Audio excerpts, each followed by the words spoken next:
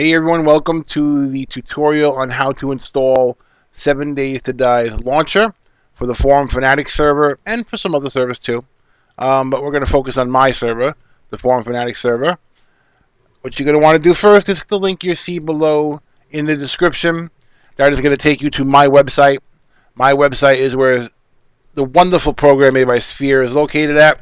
So on my website on the right hand side you'll see quick links. You want to scroll down to the quick links right here and click 7D2D launcher. That is going to install and download the launcher for you. You want to click down here and then let it do its thing and hit install. Once it's done installing, it'll update itself and it'll attach a shortcut to your desktop. There's the launcher right now. Now I want you to close it real quick. And we're going to add this to Steam. It's very important that you do this first, because if you don't do it first, you're going to have to repeat the process again after you add it to Steam. So go to your Steam library, and down in the lower left-hand corner, you see Add a Game. Click Add a Game, and add a non-Steam game. And then you're going to want to click Browse. Browse to your desktop, which is where the shortcut is located at. For me, would be right here, 7D2D launcher. It's going to be check marked, and then you want to add selected programs. And you'll see it is now located under your games, 7D2D launcher. I'll add it to my favorites so it's on top. Now, this is how you install our service.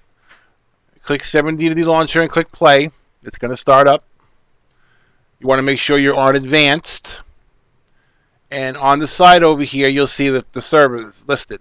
Forum Fanatics, Valmod, and unofficial community fixes by Clockwork Project.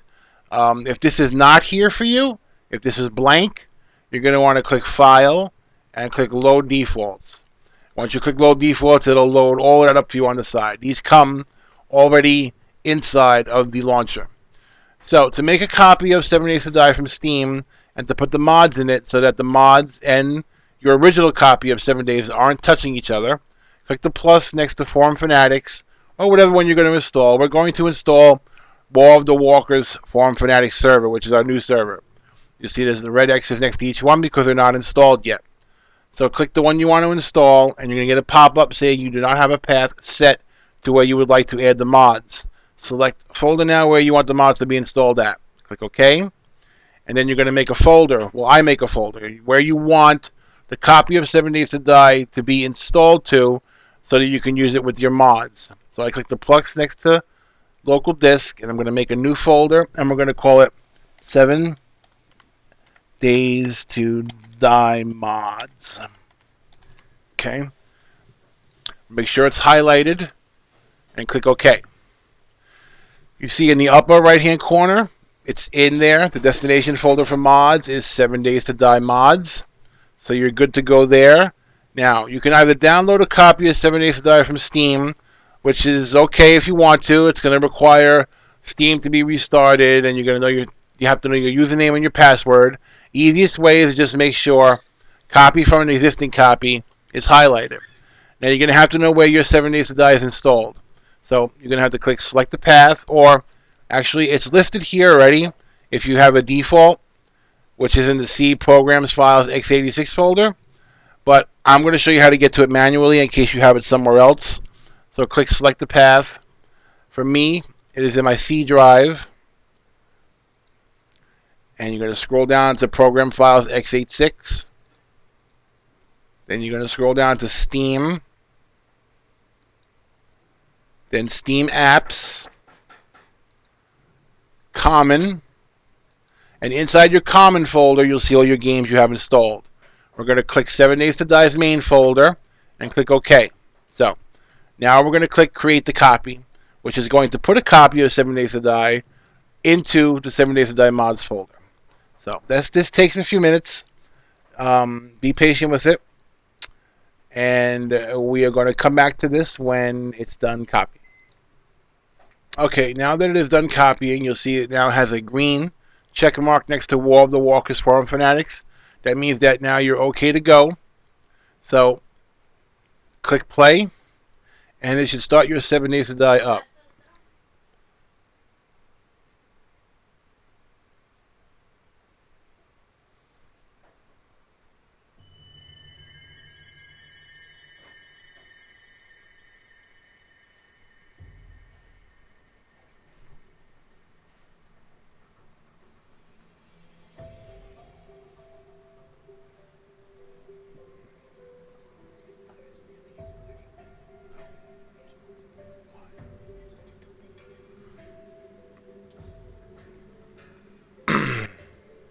As you can see, you can have your Steam overlay here now.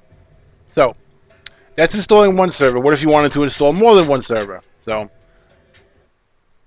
we're going to quit that, and we'll shut this down.